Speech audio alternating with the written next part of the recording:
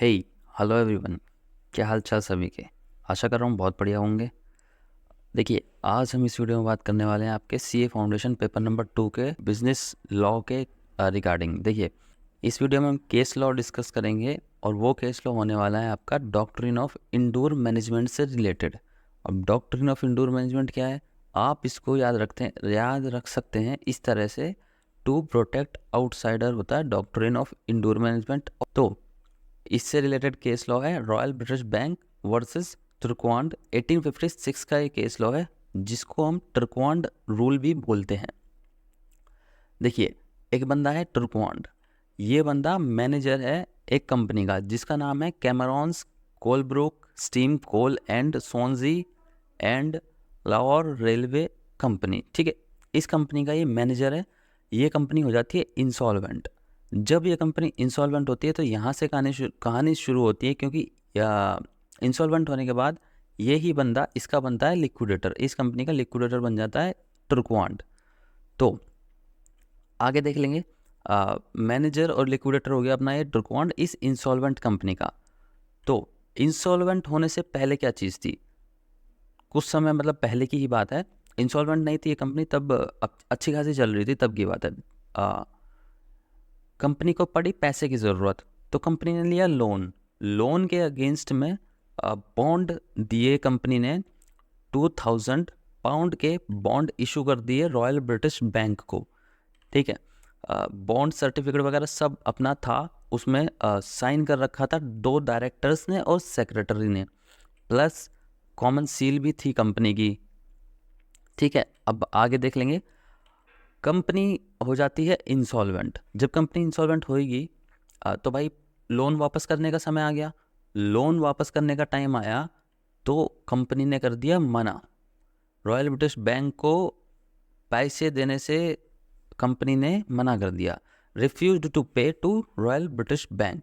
ठीक है, तो भाई मना कर दिया तो इस बैंक ने कर दिया केस कंपनी पे। ये पूरा केस लॉ है। इस कंपनी पे केस कर दिया रॉयल ब्रिटिश बैंक ने। फैक्ट ऑफ द केस देख लेते हैं अब केस क्या बना। हाँ, तो सबसे पहले हमने बात की, ये कंपनी है Camerons Coalbrook Steam Coal and Swansea and Lougher Railway Company, जो कि इंसॉल्वेंट हो जाती है।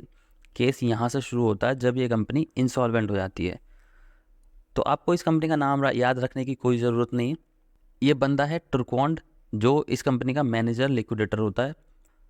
कंपनी ने सिक्योर्ड बॉन्ड दिए, ये भी हमने बात कर ली। रॉयल ब्रिटिश बैंक को सिक्योर्ड बॉन्ड दिए अपना 2000 पाउंड के। ठीक है, जब कंपनी इंसॉल्वेंट हो चुकी है ना, तो उसने पैसे देने से मना कर दिया, बैंक को पैसा वापस करने से मना कर दिया। कंपनी ने बोला भाई साहब बॉन्ड्स वैलिड नहीं है। तो कंपनी ने बोला कि भाई इस पे जो है 2 डायरेक्टर्स ने साइन कर रखे हैं और जो डायरेक्टर्स हैं उनको ये अथॉरिटी थी कि भाई साहब ये लोन ले सकते हैं बाहर से, लेकिन कंपनी में रिजोल्यूशन पास करना पड़ेगा उस चीज़ के लिए कि भाई कितना लोन लेने वाले हैं ये डायरेक्टर्स। तो कंपनी ने एक्चुअली बोला कि इन्होंने लोन के लिए रिजोल्यूशन पास तो कर दिया लेकिन उसमें अमाउंट नहीं था, तो ये वैलिड नहीं होगा। तो ये एक तरह से कंपनी की इंटरनल फॉर्मेलिटीज़ हो गई, जो कंपनी ने बोल दिया भाई हमारी ये नहीं हुई थी कंप्लीट तो हम इसको वैलिड नहीं मानेंगे। तो कंपनी बचना चाह रही थी पैसे देने से। बट यहाँ पे क्या कोर्ट ने डिसाइड किया, ये देखते हुए, मेन फैक्ट ये देखते हुए कि भाई बैंक ने ना गुड फेथ में उसको बॉन्ड को एक्सेप्ट किया था और वो अनअवेयर था कि भाई अथॉरिटी है या नहीं है, क्योंकि आर्टिकल्स में उसको अथॉरिटी दी गई थी डायरेक्टर्स को कि हाँ भाई डायरेक्टर्स लोन ले सकते हैं। लेकिन रीज़न एक्चुअली क्या दिया कंपनी ने कि भाई रिजोल्यूशन पास नहीं हुआ, जो रिजोल्यूशन पास करना था वो नहीं हुआ पास। ठीक है, तो इस रिजोल्यूशन के बारे में बैंक को नहीं पता था। कोर्ट ने क्या वर्डिक्ट दिया देखेंगे।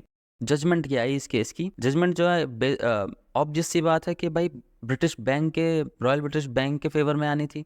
तो जजमेंट क्या आई, the people who are dealing with company are entitled to presume that internal proceedings and requirements has been duly met। जो बंदा कंपनी से डील कर रहा है वो ये मान लेगा कि जो कंपनी की इंटरनल प्रोसीडिंग्स है, इंटरनल फॉर्मेलिटीज हैं, वो कंप्लीट हो चुकी हैं।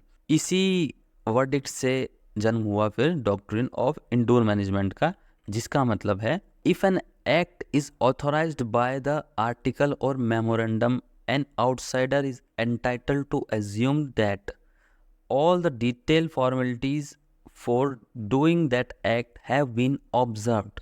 मतलब डॉक्ट्रिन ऑफ इंडोर मैनेजमेंट क्या कहता है कि भाई साहब, अगर कोई बंदा आउटसाइडर कंपनी से डील कर रहा है और आउटसाइडर को ये पता है कि भाई आर्टिकल और मेमोरेंडम में ये चीज़ ऑथोराइज कर रखी है, ये डीलिंग ऑथोराइज्ड है, तो उस बंदे को ये पता नहीं होना, ये पता होना ज़रूरी नहीं है कि भाई इंटरनल फॉर्मेलिटीज़ जो है वो कंप्लीट हुई हैं उसके रिगार्डिंग या नहीं हुई हैं। वो जो आउटसाइडर है वो सिर्फ इतना चेक कर सकता है, आपके एमओए और एओ से सिर्फ इतना चेक कर सकता है कि भाई अथॉरिटी है पर्टिकुलर पर्सन को या नहीं है। अगर अथॉरिटी ही नहीं है तो ये केस चला जाएगा कंस्ट्रक्टिव नोटिस में, लेकिन अगर है तो उसके रिगार्डिंग जो भी कंपनी की इंटरनल प्रोसीडिंग्स है ना, उसकी जानकारी होना आउटसाइडर को ज़रूरी नहीं है। अगर आपकी इंटरनल प्रोसीडिंग्स पूरी नहीं हुई है ना, या कुछ भी आपके इंटरनली गलत हुआ है, तो ये आपका इंटरनल अफेयर है, इस चीज़ से आउटसाइडर बाउंड नहीं होगा। ठीक है, तो जो भी आप डील कर रहे हैं वो वैलिड हो जाएगी। सो इन दिस केस आपका बॉन्ड वैलिड हो गया, 2000 पाउंड का जो बॉन्ड था वो वैलिड माना जाएगा। अब बात कर लेंगे इसकी नॉन एप्लीकेबिलिटी के बारे में। मतलब ये जो डॉक्ट्रिन है, डॉक्ट्रिन ऑफ इंडोर मैनेजमेंट, कहाँ पर अप्लाई नहीं किया जा सकता, इस चीज़ के बारे में बात कर लेते हैं। सबसे पहला तो नॉलेज ऑफ इरेगुलरिटी। अगर आउटसाइडर को इरेगुलरिटी की नॉलेज है कि भाई ये बंदा मतलब ऑथराइज्ड नहीं है या कुछ तो गलत हो रहा है, इस तरह की नॉलेज है, आउटसाइडर को नॉलेज है प्रॉपर कि भाई साहब इरेगुलरिटीज चल रही हैं, गलत हो रहा है, यहाँ पर लोन नहीं दिया जा सकता, तो उस बंदे को भी, जो आउटसाइडर है, उसको भी हम उस इरेगुलरिटी का पार्ट मान लेंगे। ठीक है, but doctrine of indoor management है, ये उस केस में अप्लाई नहीं हो पाएगा। Second, negligence.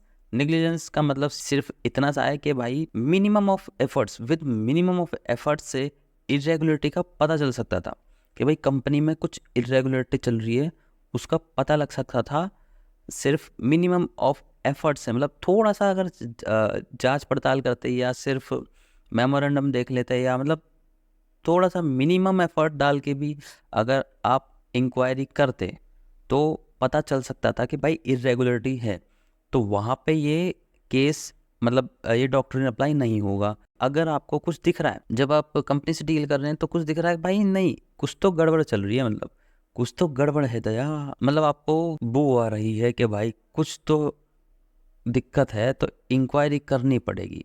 So suspicious as to invite inquiry.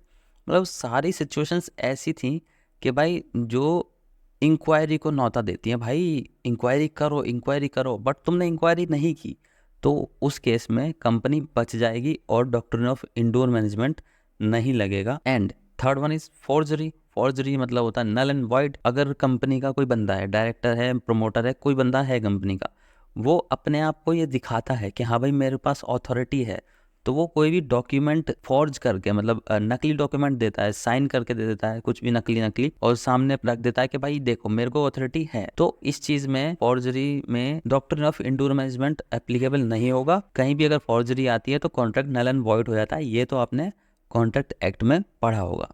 ये जो 3 सिचुएशंस हैं, इन सिचुएशंस में क्या अप्लाई होगा? इन सिचुएशन में कंपनी को प्रोटेक्ट किया जाएगा। डॉक्ट्रिन ऑफ कंस्ट्रक्टिव नोटिस की एप्लीकेबिलिटी भी हम इसको कह सकते हैं, जहां पर doctrine of constructive notice apply किया जाएगा, वो ये 3 सिचुएशंस हैं। आज की वीडियो में इतना ही।